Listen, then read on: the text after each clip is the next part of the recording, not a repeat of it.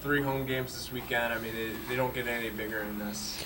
Yeah, the schedule sets up nice for us. Obviously we didn't have the weekend we wanted to, or get the results we wanted to last weekend, and this is huge 3 games. We're not looking past Friday night, but the opportunity to sleep in our own beds and be in our own building where we've had success this year is certainly a positive.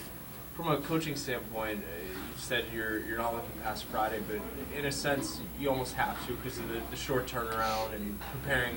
How do you keep that away from the guys in the room, making sure that their priority is Friday night? Well, we start talking about it on Monday, really, or Tuesday, and I think at this point in the season, the players know the importance of the weekend, and I think you just have to keep your focus small, and basically your first shift, do everything you can this week to prepare for that first shift, that first period on Friday, and then you just move on from there. And it's I think if you kind of create that situation where you're not looking past or to the next game, or I think it's important, and you focus on the details, and you control what you can control, and right now we're getting ready for that first game, and like I said, that first period.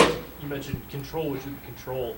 You always say you don't want to be standings watching, but at this time of year, there's no getting away from it. Yeah, and I think it's good. I think at this point you realize the importance of the games, and we have talked week after week about just doing what we can, but right now we can control our own destiny, and that's, I think, the positive thing about this. And I wish we're getting 4 and 5 and 6 points out of all these weekends, but you're not. Unfortunately, ours came on a weekend where we really could have created some separation, and the other teams got their points. Now we need to get our points, and like I said, the schedule playing at home is certainly in our favor.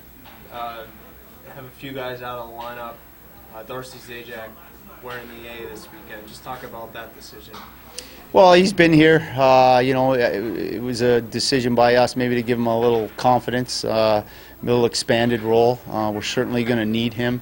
The potential of McKelvey coming back in, but when you take McKelvey, Sislo, and Sestito out of the lineup, those are some core guys in your room, and guys that are tough to replace. You get that leadership now falls a little bit more on Dan Kelly and Darcy Zajac and some of these guys that have been around. I mean, Witt's been here a couple years, and Alex Erbaum. So I think at this point in the year, there's not much that can be said in that room. It's these guys know what's at stake and how important these games are, and you need to do your talking on the ice.